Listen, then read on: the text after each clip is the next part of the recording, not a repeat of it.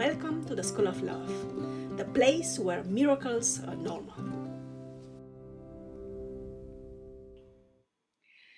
Hello and welcome to my YouTube channel, School of Love.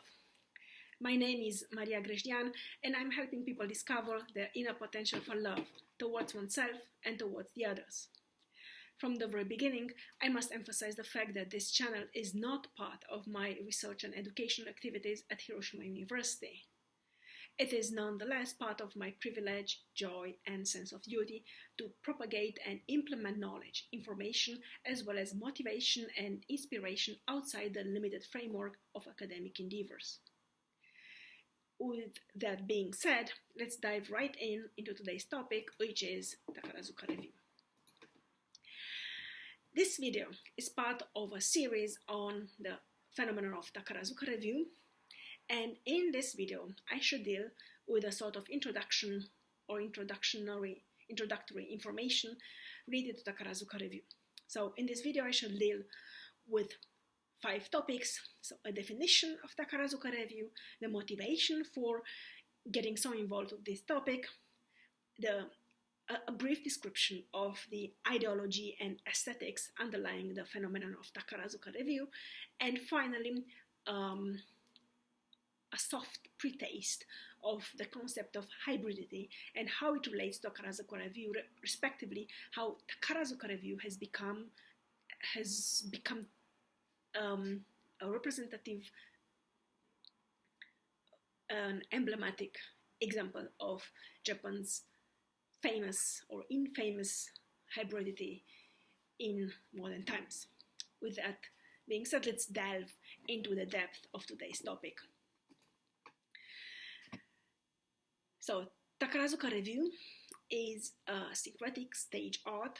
It is a Japanese popular all-female musical theater founded in 1914 by Kobayashi Ichizo, one of the most important businessmen and entrepreneur in pre-war Japan.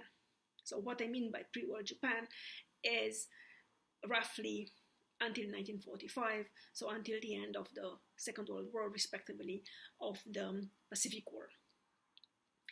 Takarazuka Revue takes its name from Takarazuka City, which finds itself in northwest of Osaka, which is one of the major cities in Japan, and it's located in western Japan. This is important because historically speaking, for the last 300 years, one makes a general differentiation between Western Japan and Eastern Japan. So Tokyo, the capital of Japan, the political capital of Japan, is found in Eastern Japan, but Kyoto, for instance, which is still considered the real capital of Japan, the real political head of Japan, is located in Western Japan, as is Osaka as well. And there has been for the past 300 plus years, roughly 300 years, a specific competition between the two areas, Eastern Japan and Western Japan, with Western Japan being the more progressive part of it, the more creative, and the one delivering radical new inputs, particularly in terms of cultural development, cultural and social development. And those who turned more successful were taken over by Eastern Japan, with the political capital in Tokyo, and then developed to really successful phenomena. And this was the case with Takarazuka Revue as well. It was founded initially in Takarazuka City, which is famous for its hot springs and might be labeled something like as a spa resort in today's nomenclature, but essentially is a quite affluent suburb of Osaka, which is, I think, the second biggest city of Japan, metropole of Japan. And Takarazuka serves and has been serving for a while now as a sort of bedroom for people working in Osaka and even in Kobe, which is another neighboring city. Generally speaking, Takarazuka Revue is a typical representation of or typical phenomenon emerged from the principle of Wakon yôsai. I talk a little bit more in depth about this at the end of this video when I deal with the concept of hybridity, or Japan's hybridity in modernity and how it developed. But what's important is that Wakon yôsai stays for a combination or juxtaposition or a concatenation or all of them at once between Japanese roots or Japanese spirit or Japaneseness at its very best, at its very essence, and Western technology and or knowledge. So the Western practicalities of manifesting ideas into reality. It's important to mention this. So Wakon yôsai, as I said, I will delve into this a little bit later on. It's important to understand that Wakon yôsai is actually the modern version of Wakon kansai, which was the Chinese, was the slogan which was taken China as the main source of information and which was prevalent for more than 1,000 years before 1868 when Japanese modernity officially started.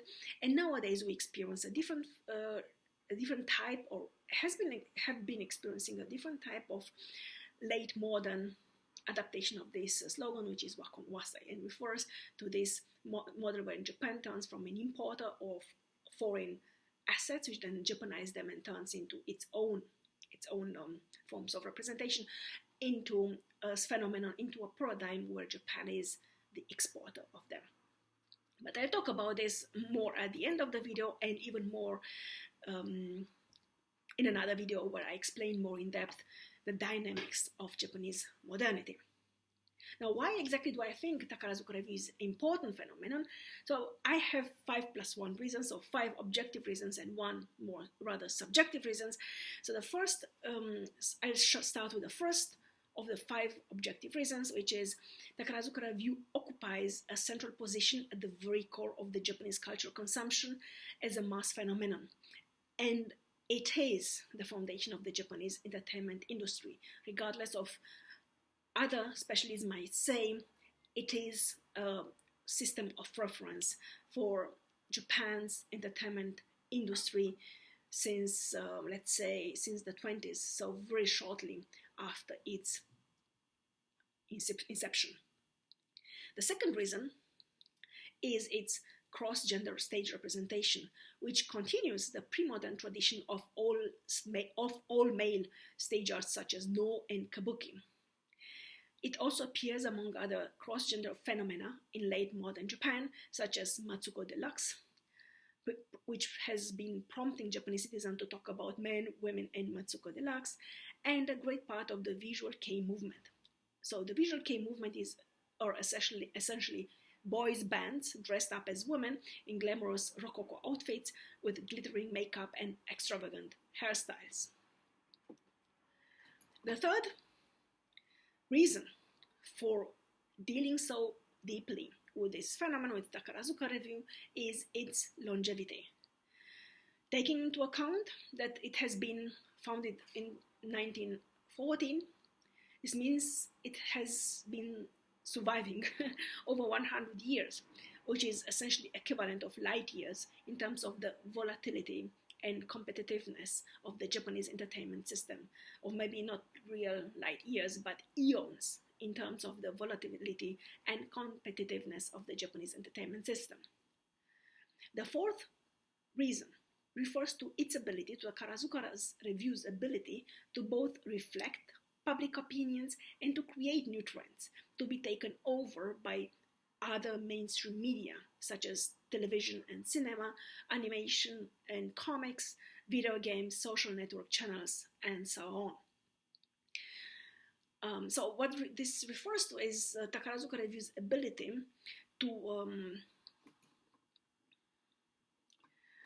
to take over, so to reflect, to serve as a mirror of the society, so to take over the tendencies, the yearnings, the desires of its audiences, and then to manifest them into new forms of theatrical representation and, if you want, culture consumption models, which then turned into major fashions and major tendencies by being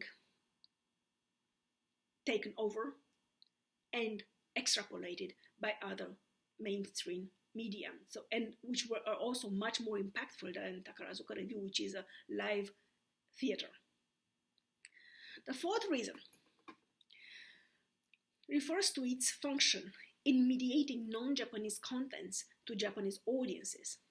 So Takarazuka Revue's audiences and Takarazuka Revue's fans are in their vast majority, so let's say 95 to 97% female citizens married in an age break of 35 to 60 years old and belonging to mid and upper middle class. At the same time, it has a huge impact, a crucial impact upon them in their perceived roles as mothers and primary educators, as well as a side note, consumers with a huge financial power and a lot of time to spend on consumption and on consumption choices. Nowadays, this is a little bit changing. So with the coronavirus and all coronavirus-related restrictions, as well as with the emergence and increase in telework or work from home phenomenon, this percentage of 95 to 97 female citizens attending Takarazuka Revue performances has been challenged with, I would say, an explosive increase in male fans and male audiences in the past 2 years. So this is clearly correlated with the coronavirus pandemic. And while the reasons are still unclear, it's very important to notice this new trend, as it has a very strong and probably sustainable and probably long-standing impact on Takarazuka Revue's performances. I won't deal too deeply at this point, into the dynamics of Takarazuka Revue fan communities and fandom, as this is a very complex phenomenon, both because it is actively and proactively encouraged and supported by Takarazuka Revue Company as a financial institution, so to say, but also because unlike other phenomena of cultural consumption or of the entertainment industry, Takarazuka Revue entertains very lively interaction with its fans and fan communities, and there has been an ongoing and not always harmonious interaction or a dialectical interaction in between Takarazuka Revue administration, its performers, the actresses, and the audiences, so that more often than not, even when Takarazuka Revue and its administration might try to impose new narratives or new dramaturgic structures, depending on historical time, the audiences have resisted it fiercely, and then Takarazuka Revue had to drop this idea. But more on that in a later video, in which I detail the dynamics of Takarazuka Revue's performance strategies, and its interaction with fans. And the sixth reason why I think Takarazuka Revue is such an important topic in order to understand contemporary Japan and modern Japan generally speaking is my own preoccupation with the phenomenon for more than 20 years now. So I have written my master thesis on this, my PhD thesis, and I'm still involved in current research and teaching dealing with related Takarazuka Revue. When I talk about research, I talk about participatory observation and field work, as well as empirical inquiries, and as well as its theoretical analysis. mainly influenced by gender and feminist perspective, and also strongly impacted by cultural studies. So, but and I believe it is in order to understand Japan, contemporary Japan, modern Japan, and maybe Japan on a larger scale, Takarazuka Revue offers some very powerful insights and some very convincing reasons why we can not only learn about Japan through Takarazuka Revue itself, but also start to develop a vision of the future in which we are not necessarily passive victims of what is happening to us, but rather active and, more importantly, proactive co-creators of our own future. So moving on the ideology of Takarazuka Revue, the first thing to note is its syncretic culture, so a syncretic structure, or that it emerges from a culture of representation which relies heavily on syncretism. So what is syncretism? Syncretism is a juxtaposition of various art forms which address our various senses. So tactile, so our 5 senses are usually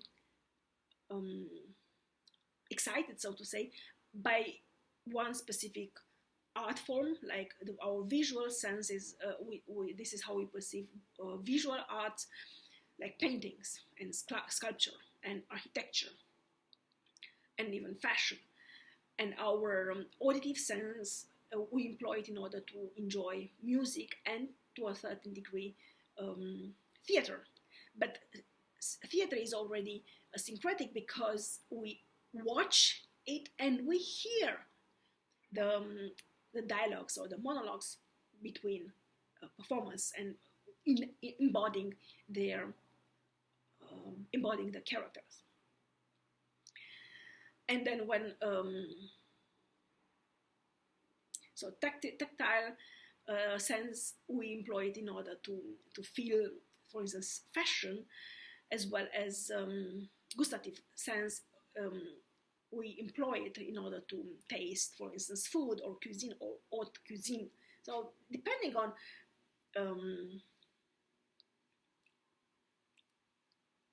and then the smell is for instance, for perfumes, as a way of expressing oneself. So if we conceptualize arts as this larger than life, larger than our ability to conceptualize life, so specific arts are created for specific senses, and syncretism relies on the concept, on the vision of the world, that one form of art is actually addressing several senses at the same time. So, and maybe not at the same time equally strongly, but within the same temporal and spatial framework. So, with that being said, Takarazuka Revue is a medium, is a mass medium. Is meant as a theater, is meant to embody a message and then to convey it to audiences. So already we have here the stress ratio between medium and message, as well as the stress ratio between aesthetics and ethics, because usually, or traditionally speaking, works of art were supposed to embody a clear ethical principle, which lives way in recent centuries to focusing on the aesthetics of the work of art, something to make us feel rather good than to challenge our sense of self. And in the third place, we see the stress ratio between ideology and imagination. So for a long while, arts were supposed to excite and to support and to enhance our imagination, but in time, particularly for the let's say 200, 250 years, this imagination has been increasingly replaced, or has increasingly left place to ideology. And ideology is usually defined, at least in my understanding, as a preoccupation with the idea of a thing or a phenomenon of an entity, rather than with the reality of that phenomenon, thing, or entity. And Marshall McLuhan is the one who actually theorized as the first one this concept of mass media and the relationship between a medium and the message. and he also um, divided from a temporal perspective the history of the mass media from its inception until more or less modern and later on late modern times. He died in 1980 at the height, so to say, at the climax of the Cold War. So he couldn't know that well, 1 decade later the Cold War would end, and then with that a new era of media development will ensue. But from nowadays perspective, we can see that he was, in his own way, a visionary as to how mass media and media representation will impact the world. So, and Takarazuka Revue is also important to see in the larger complex of syncretic works of art, which is the theater, opera or musical theater, and then of cinema. This is again a historical development which could happen majorly, so to say, in the context of Western paradigm, Judeo-Christian paradigm, but is nevertheless the one still dominating the world. And again, here we could talk about the Western world, which Japan has been trying to emulate since 1968. So, talking about the aesthetics of Takarazuka Revue, see, I don't talk about ethics, so what makes Takarazuka Revue move, but actually the aesthetics. There are two dimensions to be taken into account. How Takarazuka Revue combines Japanese stage arts with Western stage arts and their way of representing reality or the world. So when talking about Takarazuka Revue and its fidelity to Japanese stage arts, as I have mentioned before, it refers very strongly to the cross-gender tradition initiated by No and Kabuki, which were exclusively male stage arts, as well as Bonaku, the pre-modern puppet theater in Japan, but which takes over essentially the narrative lines from Kabuki. At the same time, Takarazuka Revue appears in a historical moment in which the theater, as a way, as a medium, as a way to communicate between so-called elites and the larger segments of the population, was conceptualized according to Western paradigms, which were then adapted to the Japanese reality. So the first such concept was the concept of national theater, or kokugeki in Japanese, which was theorized in 1904 by Tsubouchi Shoyo, one of the most important intellectuals of that era. And this was juxtaposed over the concept of new people's theater, or Shinkokumingeki, which was kickstarted by the inauguration in 1911 of the Imperial Theater in Tokyo, which still exists nowadays in spite of all the wars and turmoils which have plagued Japan's history in the 20th century. And the third dimension to be taken into account is the so-called movement of the People's Theater, or in Japanese, Kokumin Engeki Undo, which was introduced and in late 1930s by Oyama Isao and Iizuka Tomoichiro. And this conceptualized theater, in accordance, for instance, to the ideas in Germany at the time, they conceptualized mass theater as family entertainment in the means of communication among people belonging to the same nation. So as you see, Takarazuka Revue combines this pre-modern aesthetics of cross-gender representation with a tragical ending, with modern, so 20th century visions of theater as being an expression mode to combine elitist visions with the need to connect with larger segments of the population. Well, from Western stage arts, Takarazuka Revue took over Richard Wagner's German drama and his vision of the Gesamtkunstwerk, or a total work of art. And this is reflected very clearly in its conceptualization of the stage as part of a greater whole, which includes the building of the theater, the surroundings of the building of the theater, the aesthetics of the city itself, as well as very clear guidelines towards fans and towards the audiences, how to behave when in theater and when talking about the theater itself. A second very strong influence was the Russian acting school, the one initiated and promoted by Konstantin Stanislavski in many of his books, and this refers to the creation of the character from within. So the actresses, the actresses themselves will be the topic of a whole video at a later point. The actresses are trained and educated to see the characters from within, to experience those very emotions they are supposed to portray, so that their power of conveying those emotions towards audiences increases manifold. This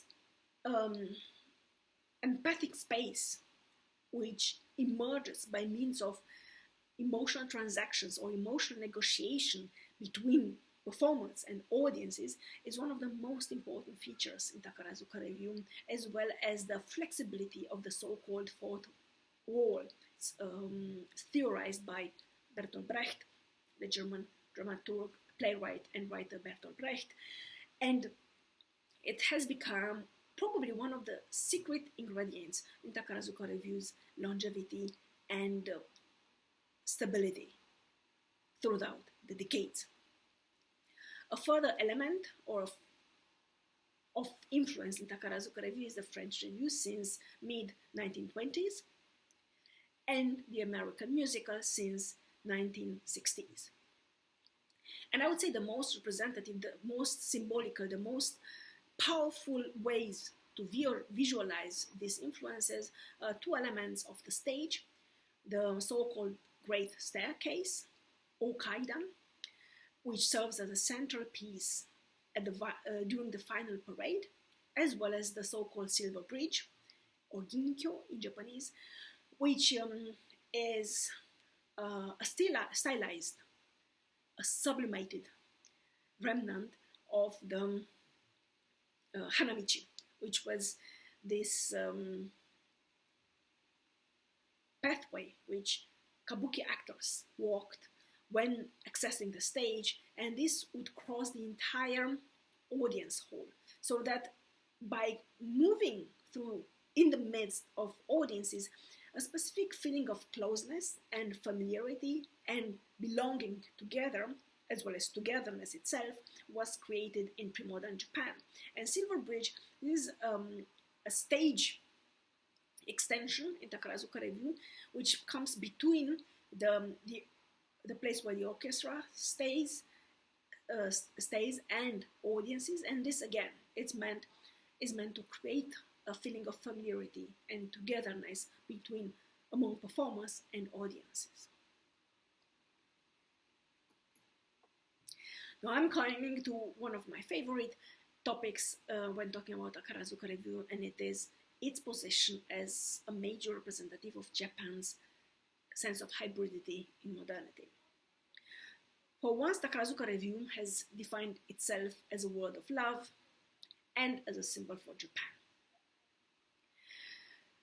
And in doing so, one can observe that in pre-war and wartime Japan, so from 1914 until 1945, its role was the promotion, propagation, and implementation of Japan-centered and led greater East Asia co-prosperity sphere, a program which was meant to unify Asia under Japanese leadership, and which failed due to Japan's inability to cooperate with other Asian nations. So Pacific War was a disaster, as we all know, pretty much as the Second World War.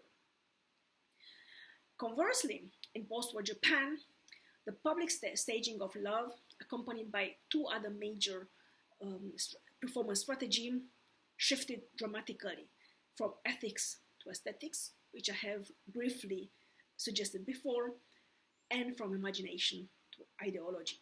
So the two major new strategies, or two innovative strategies in Takarazuka Revue's performance in post-war Japan were to never again display Japanese or Asian people in present times, as they have done during pre-war and wartime representations, and instead to refer to mythological times or atemporal narrative lines.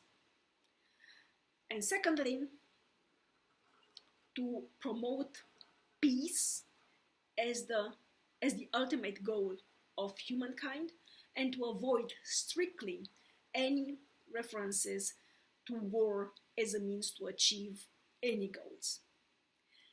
As we'll see in further videos on this topic, this has turned into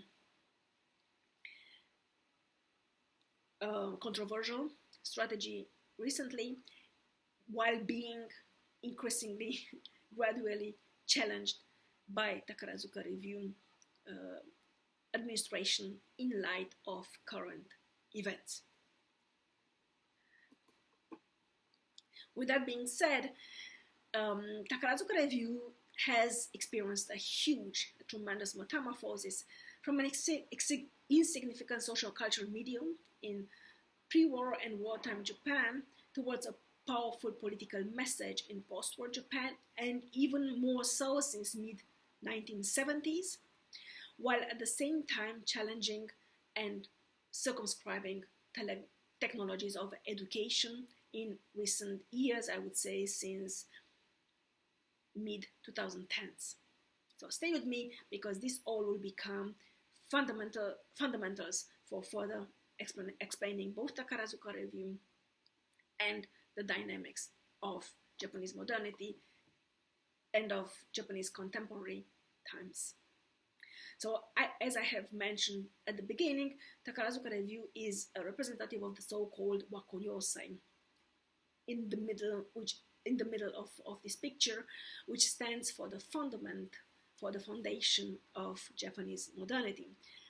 And so it emerged from the conflictual situation between Son no Joi, which is usually translated as "Revere the Emperor, expel the Western barbarians" from mid 1980s until 1960s, and Bunmei Kaika, which is translated as Western civilization and enlightenment, and which had emerged in the mid-60s and lasted until mid-80s. And these two eventually gave birth to Wakon yôsai, translated as Japanese spirit or roots and Western technology of knowledge, and which was coined by Yoshikawa, by the educational theoretician and pedagogue Yoshikawa Tadayasu in his work Questions and Themes on Progress, or Kaika Sakuron, from 1978. As you see, it is 1 year before 1868, when the so-called major restoration took place, which marked the beginning of Japanese modernity. Nevertheless, so Wakon yôsai is actually the modern reconfiguration of Wakon kansai, which which is usually translated as Japanese spirit or roots and Chinese technology of knowledge, and refers to the long centuries, over 1,000 years, in which China had served as a source of inspiration and import for Japan. And nowadays we experience the so-called Wakon yôsai phenomenon, in which Japan does its best to turn from an importer of assets, of foreign assets, into an exporter of Japanese assets. This process is actually being challenged, has been challenged by by the pandemics for the past 2.5 or 3 years. Well, the future will show whether there is really something more to talk about, or whether it was just a tendency. I'll talk in a separate video about this topic, about Wakon yôsai in Japanese modernity, as well as the concept of hybridity in phenomena of popular culture in Japan. What's important is to understand that Japanese modernity can be summed up in 3 characteristics which have been transferred or transmitted throughout the centuries. The first one is the so-called mono no aware, translated as the path of all things, and which refers to the fact that beauty is admirable. So we admire beauty because of its very transience. Human life is beautiful because it is so ephemeral. The second concept is the stress ratio, the tension between giri and ninjo, which usually translates as giri as social obligations and ninjo as individual emotions. And this phenomenon refers, or this tension refers to the mostly impossible choice faced by humans in Japan and pre-modern Japan between what they feel, what they would like to do, and what they are actually obliged to do, due to social obligations, social pressure. The third element is so-called the construction principle of Johaku, which refers to, which is a different structural principle than, for instance, the Western one, which is based on very clear rules and regulations going back to Greek theater. And about this one, I'm going to talk in a further video as well. But if you need to understand Japanese modernity, Japan as it presents itself to the world nowadays, I would say Wakon yôsai and this concomitant juxtaposition of Japanese spirit and roots with Western technology and knowledge is a very good starting point. So this would be for today. It is a short and very concise introduction to the Takarazuka Revue. Further videos will follow, in which I will detail more largely its components, its structures, its ideas, and I invite you to learn as much as you can about this phenomenon. And because I deal with copyrighted material, I cannot show any pictures or any movies, but you're invited to look up in the internet and find official representation, video and audio representations of this incredibly exciting phenomenon, so that you also gather a practical impression of what Takarazuka Revue means. So this would be it for today. Thank you very much for joining me, and I'm looking forward to welcoming you back again very soon. Love and peace to you all.